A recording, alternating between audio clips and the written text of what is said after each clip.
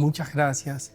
Yo quiero expresar mi profunda gratitud a la Embajada de Colombia en Venezuela, al Archivo, a la Sala Mendoza, a todas las instituciones que han tenido que ver con esta exposición pionera tan relevante aquí en Venezuela como en Colombia. No poseo una autoridad especial para dar esta charla, pues no es mi campo la antropología visual. Me estoy iniciando en el conocimiento sumamente atrayente de los archivos de Straca, pero soy un antropólogo, un ciudadano y un guajiro que le interesa sobremanera dar su visión sobre lo que ha significado el descubrimiento de esta obra tan relevante en la historia de nuestros pueblos. Y he llamado a esta charla los archivos de Straca o la ética de la representación. Los rasgos del autor son conocidos: Straca, su origen alemán, su participación en la Segunda Guerra Mundial, su interés por los viajes, su presencia en Venezuela, su estadía en el Zulia, en Perijá, su larga estadía y su gran compromiso con los pueblos indígenas de estos dos países. Su obra es pionera y quizás estamos solo descubriendo la punta de esa pirámide que es su vasta obra. Quiero empezar por algo. Voy a empezar por las conclusiones. Empezaré diciendo lo que yo encuentro en la obra de Straca, y lo que encuentro es la dignidad humana en la fotografía de Straca más allá de la imagen. Lo primero que encuentro es algo que es relación y tiempo. Los fotógrafos respetuosos no llegan, disparan y se van. Invierten tiempo en construir una relación de confianza, compartiendo comidas, conversaciones, sufrimientos quizás, y respetando además los ritmos y las normas de la comunidad. El segundo principio que encuentro en su obra es contexto y narrativa. Una foto digna casi siempre viene acompañada de un contexto. Evita los estereotipos exóticos o la mirada salvaje y en su lugar presenta a la persona en su complejidad humana, con nombre, historia, habilidades y emociones. Se muestra como un igual, no como un espécimen. Y lo tercero, agencia y poder. Con mucha frecuencia ha habido un tipo de fotografía colonialista, esos ojos imperiales que exotizan al otro y que lo sacan del tiempo actual. Con toda la razón, Johannes Fabian, ese antropólogo holandés en El tiempo y el otro, nos dice que una de las cosas que se le suele negar al indígena es su coetaneidad, el hecho de que viven en nuestro tiempo. Y esto es particularmente pertinente en el caso del pueblo Yupa. El pueblo Yupa vivió en el siglo XX lo que otros pueblos de América vivieron en el XVI. De manera que en la obra de Straca, la cámara no es un arma de extracción, sino un puente de diálogo. Su obra está condensada en lo que llamaríamos álbumes híbridos. Straca organizaba su fotografía en álbumes de viaje que combinaban imágenes, dibujos y notas manuscritas, creando collages de documentos que fusionan arte y ciencia. Esta técnica le permitía contextualizar cada pieza visual y dejar constancia de sus inquietudes e interpretaciones personales. Quiero pasar a algo clave en su obra: las notas en alemán. He pedido a mi gran amigo, el doctor Joachim Hanks, el vicerrector de la Universidad del Norte, quien es de origen alemán, que revise las notas de Straca y encuentra muchas cosas. Solo he traído 6 de las que él me señaló. En primer lugar, Straca aprendió a escribir en alemán antiguo y ocasionalmente usa letras en ese alfabeto. Straca se refiere a los guayú como Reitervolk, pueblo de jinetes, una definición certera para entender la histórica relación entre el guayú y el caballo. Estraca identifica el mestizaje en el rostro y la indumentaria femenina, ese rostro precioso de las mujeres que señala y que él sitúa. Mesticinen, mit, manta o motas, mestizas con manta y motas, dice. En la imagen ustedes van a ver algo icónico en Maracaibo. Esta imagen no es casual en Estraca. ¿Quién está allí? Es una vieja historia de amor, una historia anterior a la de Hernán Cortés y la Malinche. Es la historia de amor entre Alonso de Ojeda e Isabel, su esposa guajira. Se conocen en el lago de San Bartolomé, hoy lago de Maracaibo, un 24 de agosto de 1499. Es Isabel quien le da noticias a Ojeda de las Perlas. Cuando retorna a España, Ojeda pide la gobernación de Coquibacoa, que es la gran península de la Guajira, la Coquibacoa propia, y la extensa llega a lo que hoy es el Zulia en Venezuela. Esa gobernación de Coquibacoa, en una de las instrucciones, Ojeda le dice a su sobrino Pedro: de Seturma y del río más acá, trabajad y averiguad lo de las perlas y deteneos en el cao de la vela por amor de Isabel, por amor a su esposa guajira, indígena. Ese amor los va a llevar a Santo Domingo. Van a tener 3 hijos muy anteriores a los hijos que tuvo Hernán Cortés, y cuando él muere, una vida sufrida, llena de conflictos, de disputas jurídicas con sus adversarios coterráneos hispánicos, ella se va a la tumba, dura 3 días sin comer ni beber, y al 4.º día, al día que la buscan, ella está muerta sobre la tumba de Ojeda, su esposo. Su cuerpo figuró durante mucho tiempo en catedrales y en monumentos de Santo Domingo, siempre juntos, luego se extraviaron. Estraca se detiene en esta historia, de manera que esta fotografía no es casual, allí está, y la voy a conectar con otras fotografías que encontraremos adelante. Luego hay algo en el apéndice, y es que Estraca nos da datos demográficos de las épocas, de los años 50, y nos dice que la península de La Guajira en Colombia tiene unos 12.250 kilómetros cuadrados y tiene 65.000 indígenas, pero en Venezuela tiene 3.150 kilómetros cuadrados y tiene unos 35.000 indígenas. Nos habla de 15 tribus y 225 castas. Aquí hay que decir que los estudios de organización social guayú y de parentesco se van a dar después, cuando lleguen figuras como Lawrence Watson, Jean-Louis Golat, cuando en Colombia surjan otros investigadores, Johannes Wilber, en el caso de la Universidad de California, de manera que en esta época de Estraca no había en el estado del arte, salvo el estudio de Virginia Gutiérrez de Pineda sobre la familia guajira, una gran claridad sobre la organización social y política guayú. Y se hablaba con frecuencia de tribus, lo que son eirucus, clanes o sips en el mundo guayú.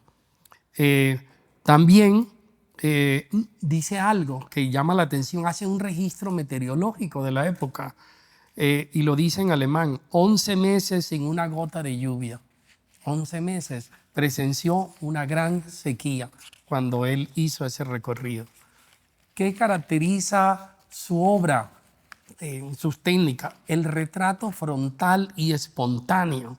Los retratos tienden a ser frontales, captando la presencia directa, la confianza y el carácter de los sujetos, especialmente en el caso de las mujeres guayú, las madres, que aparecen protegidas, orgullosas y firmes junto a sus hijos y descendientes. Buscaba escenas cotidianas y espontáneas, no únicamente posadas, documentando actividades como el tejido, el descanso, la pintura facial, las celebraciones, los funerales y bailes, para dar cuenta de la vida en toda su diversidad temporal. Hay algo en la indumentaria de esta mujer, y pasa en otra fotografía de Estraca. Allí reúne singularidad y universalidad. Si esta mujer guayú la miramos y no sabemos del pueblo guayú, fácilmente podemos pensar que se trata de una mujer del norte de África o de Asia. Fácilmente podía pasar como una mujer pastoralista. Uno la mira y podría corresponder a una mujer árabe o judía de hace 2 milenios. Y esta mujer que está allí representa mucho lo que tienen en común los pueblos pastoralistas del mundo, que los wayuu tienen y que pueden tener con los beduinos y con otras poblaciones. Otra característica es el paisaje y el vínculo territorial. Uno mira y siempre ve el trasfondo. El paisaje nos habla, porque el paisaje va más allá de lo estético. El paisaje es inteligible y posee una estructura narrativa. Cada nota del paisaje, cada cerro en La Guajira, con sus relatos mitológicos y su posición en la ontología wayuu, es la página de un libro que contiene relatos, transformaciones, tiempo referencial. De hecho, los wayuu son un pueblo heterocrónico. Tienen nociones de un tiempo referencial, que tiene un orden referencial en el cual la humanidad es la sustancia universal, y luego viene un tiempo transformativo en el cual los cerros, las plantas, los animales se transforman y adquieren una diversificación morfológica de la vida que fue inicialmente humana. De allí la noción wayuu de que las plantas, animales y cerros fueron wayuu en el tiempo referencial y por tanto poseen una humanidad residual que los habita y que les dota de reflexividad, intencionalidad y un código moral. Entonces, las imágenes frecuentemente sitúan a los sujetos en relación con el entorno natural, la enorme llanura guajira, o la sierra de Perijá, o los pastizales y el cielo abierto, reflejando el vínculo entre cultura, territorio y paisaje. El entorno no es un mero fondo, sino un actor esencial que contextualiza prácticas y ontologías. Hay algo que también es muy relevante. Cuando Straca nos muestra un mapa de La Guajira, nos muestra un pueblo y nos muestra un solo territorio como lo que es indivisible, porque no se puede dividir el territorio de un pueblo indígena, puesto que los lugares son piezas de esa estructura narrativa. Nuestros cerros, como el Cerro de la Teta, el cual podemos ver desde Paraguaypoa, que está en toda la línea fronteriza, es un hermano del Cerro Itujor y del Cerro Camaiche, que está en el Cabo de la Vela. Hermanos que se desprendieron desde la Macuira y buscando tierras y pastos, llegaron a estos lugares, se enamoraron de mujeres vientos y se quedaron allí convertidos en lo que hoy son cerros tutelares de la península. Son el plan de ordenamiento territorial de la península de La Guajira, un plan escrito en un tiempo transhistórico, pero un plan que tiene sentido y que le otorga sentido al territorio. El paisaje, el sueño y el ritual permiten que las nuevas generaciones accedan a ese orden y a ese tiempo referencial, haciéndolo tangible y permanente. El mapa es maravilloso. Si me preguntaran, no se limitó Straca por el conocimiento y por lo que plantea en el mapa. Encuentro con amor que uno de esos pueblos que él señala es uno que está ligado a mi familia, Carrizal, y lo pone en alemán. No era un pueblo tan importante para registrarlo en los mapas oficiales, por lo que creo que él, como los otros investigadores que partiendo de Venezuela exploraron y escribieron sobre La Guajira en su totalidad, cruzaron hacia el territorio de Colombia y lo recorrieron con detalle. Resistencia y problemática social. Esto va a estar presente en toda su obra. Allí vemos esa imagen, justicia para el indio. Su obra de los 8 años que él está entre los Yupa y los Apreria es un testimonio de los derechos, de la defensa de los derechos de los pueblos indígenas. Vale la pena notar que la obra de Straca y su fotografía le sirvió a las Naciones Unidas en un informe sobre la defensa de los derechos y de la situación que vivían los pueblos indígenas en América. De manera que su contribución no fue meramente cultural, fue práctica, tuvo incidencia en la realidad. Parte del archivo de Straca retrata la denuncia ante el despojo territorial y las luchas indígenas, incluyendo imágenes que fueron utilizadas en campañas y reportes sociales, haciendo visible la resistencia y los desafíos que enfrentan estos pueblos. En síntesis, los temas recurrentes en la fotografía de Straca incluyen la vida familiar y comunitaria, la espiritualidad, la cotidianidad, los retratos de dignidad y el vínculo con la tierra, así como la conciencia social ante las amenazas externas a las comunidades indígenas en las que él se vio inmerso aún a riesgo de su libertad y de su vida. Espiritualidad, rituales y celebraciones, como podemos ver allí en esos jóvenes tocando un instrumento llamado Wontoroyoy o Totoy. Es una flauta globular que los wayuu practican y en la cual ha sido grabada. Él encuentra esta flauta y toma esta hermosa fotografía. Y aquí nos señala la importancia que para él tuvo documentar la dimensión ritual y espiritual que está en danzas, funerales, fiestas, religiosidad cotidiana, elementos simbólicos y decorativos como los tejidos, los collares y pinturas corporales que tanto le atrajeron. Straca también registró ceremonias y momentos de recogimiento, enfatizando el significado identitario y social. La vida cotidiana y familiar le atrae. Gran parte de sus fotografías están retratando eso. Y va a ser uno de los temas recurrentes en las imágenes de Straca, la cotidianidad. Retrata actividades diarias como el tejido, el descanso, mujeres en hamacas, como una de las más emblemáticas en que está una mujer mayor con su nieto, el trabajo en el campo, el juego de los niños, la vida doméstica, mostrando la importancia de la familia. Hay artículos, y vi en el archivo, sobre las madres de Straca, señalando la importancia porque se pertenece al pueblo wayuu. Somos un pueblo que sigue el principio de la matrifiliación, no del matriarcado. Nunca ha existido matriarcado entre los wayuu, pero sí matrifiliación. Pertenecemos por parentesco uterino al irruku de nuestra madre. Estamos asignados al territorio de nuestra madre y de los tíos maternos. Tenemos un lugar de referencia que es el cementerio de nuestros parientes uterinos. La madre aporta la carne en el envoltorio de un individuo, mientras que los padres aportan la sangre.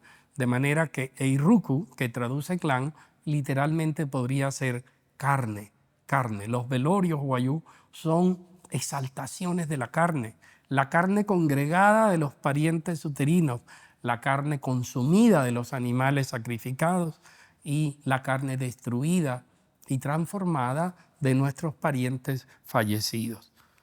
Entonces, estas fotografías buscan hacer visible la fortaleza de las mujeres y madres indígenas como un eje identitario. Esta me parece la fotografía cumbre. La fotografía cumbre que en un hermoso artículo de Milagro Socorro llamó El soldado y la Venus. Esta fotografía está conectada con la de Ojeda. La de Ojeda abre esto. Y es cuando el amor es una lente y el fotógrafo no lo puede ocultar. Esta fotografía no solo es documental, es testimonio de empatía y de admiración, donde el amor se manifiesta en la mirada y en el capturar momentos que muestran la esencia humana común, más allá de las fronteras culturales. Straca no solo retrató sus costumbres y ceremonias, sino que logró reflejar la humanidad común que une a personas de diferentes sociedades y orígenes.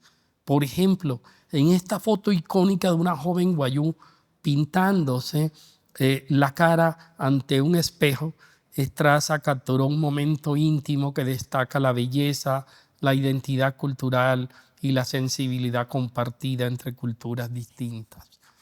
Todo esto puede tener historias de las cuales no tenemos evidencias documentales. Aunque Milagro Socorro sugiere un romance, yo quiero citar aquí que el poeta Jorge Isaac, autor de La María, hizo un trabajo como antropólogo en la Alta y Media Guajira y en la Sierra Nevada. Es muy poca conocida su obra como etnógrafo, es más conocida su novela. En su momento se enamoró de una joven guayú y le compuso un hermoso poema poco conocido. Otro rasgo que caracteriza su obra es el retrato individual y grupal. Estraca concede gran relevancia al retrato, tanto individual como grupal. Dividió sus archivos en secciones según género y edad. Retratos femeninos, masculinos, infantiles y grupos familiares o comunitarios. En esto destaca el porte digno y la mirada directa o serena de los retratados, subrayando la diversidad, los roles y la riqueza generacional. Hay algo que Estraca señala y es el indígena en el medio urbano. Él estaba en una posición privilegiada para eso. Maracaibo era el mejor lugar para hacer una labor etnográfica. Tenía cerca a Perijá y al mismo tiempo tenía cerca a La Guajira. Pero además, en ese momento, ¿qué pasaba para el pueblo guayú? El pueblo guayú migraba por miles hacia barrios como Siruma, que luego se convertirán en asentamientos urbanos como Chino Julio, Barrio Blanco, Los Planazos. Es la gran migración hacia Maracaibo. Maracaibo hierve de transformación, el auge del petróleo, un capitalismo emergente que circulaba por el territorio guajiro. Personas que vendían máquinas de coser iban hacia la Guajira colombiana y le daban créditos a las mujeres guayú, que pagaban en cómodas letras. Todo esto produjo una avalancha en busca de bienestar de indígenas de la parte alta y media Guajira de Colombia hacia las zonas urbanas. La Alta Guajira colombiana actuó hasta hace poco como una zona rural, marginal y suburbana de Maracaibo. Los circuitos de alimento, el abastecimiento llegaba justamente de Maracaibo. Pero la gente no perdía el contacto en las Navidades, en diciembre, en los velorios, en los pagos matrimoniales, en los conflictos familiares, retornaba a sus tierras de origen para participar, contribuir. Es posible que sus propias esposas las buscaran en el territorio ancestral para retornar, ocuparon cargos urbanos, comerciantes, docentes, guardias nacionales, ocuparon diversos cargos y fue esa gran articulación.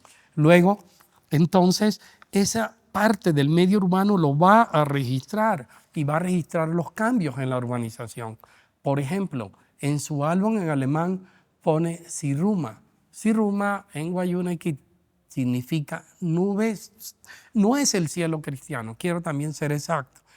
Una traducción literal como cielo no lo define, pero es firmamento, no es algo que está arriba y por lo tanto él lo pone entre paréntesis, cuestiona la etimología y dice cielo, viendo el drama de los indígenas urbanos. Estraca se cuestiona si el barrio y el nombre del barrio corresponde a la realidad que viven los guayú en el medio urbano. Un gran antropólogo y otra gran antropóloga, Laurence y Bárbara Watson, documentaron los cambios que sufrían en Venezuela las familias urbanas guajiras. Cambios que pasaban de una familia nuclear estable a una familia conyugal diluida, en donde el padre estaba ausente, o familias matrifocales extensas, conformadas por una abuela y sus hijas, en donde los hombres tenían un papel subordinado y secundario con respecto a estas familias. Las mujeres eran comerciantes activas, tomaban decisiones y los hombres conducían los vehículos, jugaban al dominó y se embriagaban. Pero el papel de estas mujeres va a ser clave. ¿Qué pasaba con las jóvenes guayú? ¿Qué pasaba con los hombres guayú sacados de su medio, en un medio urbano? Ese conflicto está documentado en un hermoso libro que editó Corpo Zulia conflicto e identidad en una familia urbana guajira, publicado hacia los años 70 en el marco de la llamada antropología psicológica. Esta otra fotografía es icónica, supremamente icónica. Niña guayú en su primera comunión, Península de la Guajira, estado del Zulia en Venezuela, entre 1955 y 1961. Esta imagen busca expresar la convivencia y la tensión entre dos mundos, la inserción de ritos y símbolos religiosos occidentales como la primera comunión católica en las comunidades indígenas, junto con la permanencia de su propia identidad cultural y su entorno ancestral. El vestido blanco de la niña simboliza la integración a una ceremonia católica, mientras que el fondo de barro destaca la tradición y el entramado con la tierra y las raíces materiales de la cultura guayú, mostrando que ambos elementos coexisten y forman parte de la realidad cotidiana de esta niña y de su propia familia. Straca quiso transmitir en esta foto la complejidad del mestizaje cultural en los indígenas guayú, no como una pérdida, sino como una coexistencia visible entre elementos externos y tradiciones originarias que definen su identidad. Así la imagen es un testimonio de la persistencia cultural y la dignidad de estas comunidades, pese a la influencia de la religión y la modernidad. La presencia de caballos, armas de fuego. Tiene una hermosa foto también en la que un anciano guayú posee un Winchester y está sobre la tierra, y muchos otros elementos que coexisten porque, como dijo el antropólogo venezolano Omar González, en ocasiones la sociedad guayú se puede mostrar como una cultura indohispánica. Debo hablar sobre su obra sobre los yupas. Su libro 8 años entre los yupas y los aprerias, publicado en 1980, es un testimonio crudo y doloroso de lo que vivían estos pueblos. Straca lo documenta con todo el rigor y uno no puede ser insensible al dolor, al drama social que este pueblo particularmente vivió. Los yupas, que eran un pueblo itinerante, que tenían vastas áreas territoriales en donde practicar la caza, la recolección y otras actividades económicas, fueron objetos en el siglo XX de procesos de expropiación de sus tierras, de hecho, expansión de haciendas, de colonos, de aventureros, de misiones y de empresas petroleras. Esto está allí documentado. Straca documenta en sus escritos y fotografías cómo desde mediados del siglo XX los ganaderos avanzaron violentamente sobre las tierras yupa, instalando alambradas y expandiendo su control territorial, lo que generó conflictos permanentes y desplazamientos forzados. Un ejemplo citado es la usurpación de la hacienda Aponcito, actual El Capitán, donde se querían robar tierras a los indígenas sin pago ni consentimiento. Nos documenta cómo se envenenaban los alimentos para darlo a los indígenas. Nos documenta cómo a un hacendado le preguntan si puede contribuir para obras en beneficio de los yupas y él confiesa que solo contribuiría si se tratara de su exterminio. Nos habla cómo la población desde Valledupar, por esa vía, cómo la población colombiana pobre, analfabeta, sin mayor instrucción, expulsada de la violencia interna, toma esos caminos clandestinos hacia el mundo yupa, se emplea en haciendas en las cuales no le reconocen sus derechos, pero parte de sus labores agrícolas eran también complementadas con la muerte de los indígenas que llegaban hacia esos territorios que eran propios. Un acuerdo llamado Pacto de Aricuaiza, en 1959 estableció una zona indígena reservada que pretendría concentrar a los pueblos yupa y bari en las montañas para facilitar la ocupación de las tierras bajas por hacendados y petroleros, profundizando el proceso de despojo y de marginación. Esto lo estamos viviendo ahora. No quiero decir no estoy diciendo que los hacendados estén haciendo ahora. Lo que yo estoy diciendo es que el Estado colombiano quiere proteger al pueblo Wiwa en este momento. Pero el gran tema que tenemos es cómo situar un pueblo que tiene vasto territorio para itinerar, para recolectar recursos naturales a través de la montaña y sedentarizarlos, en donde ellos tienen unas vastas zonas de migración que forman parte de su calendario económico, social y ritual.